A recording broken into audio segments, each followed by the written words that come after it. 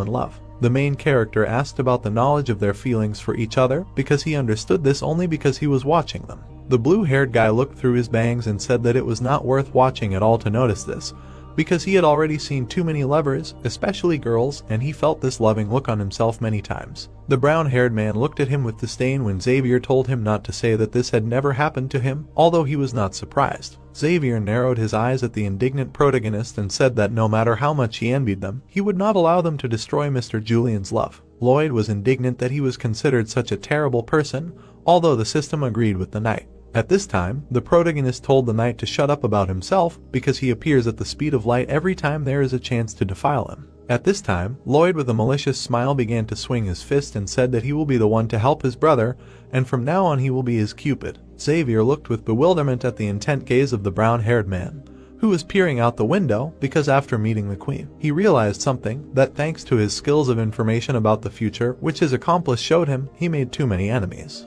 He remembered how Alicia, with an arrogant grin, looked at him and said that he would work until his bones were ground to dust, because only in this way could all the inhabitants of the kingdom live in peace. At this time, Julian walked through the gate with Sarazat along the night path of the front garden. Lloyd realized that he would continue to be forced to plow until he threw away a life, and it was time for him to escape, and this couple would be the key to salvation. At this time, the huge Bogdan splashed in the river. In the morning, the sun's rays broke through to the mountain city. At this time, Kuga threw the tool over his shoulder and frowned intently. He saw a sergeant in front of him on the way, who crossed his arms and asked his name. At this time, Kuga with a pick on his shoulder asked Greg not to try to provoke him into a conflict because he had no desire to fight him at all. The sergeant immediately put his hand in the inside pocket of his shirt and began to take something out. He abruptly dropped a paper airplane from his hands. This airplane pierced the forehead of the cold-blooded face of the orc. Greg looked at him arrogantly, pointing with his finger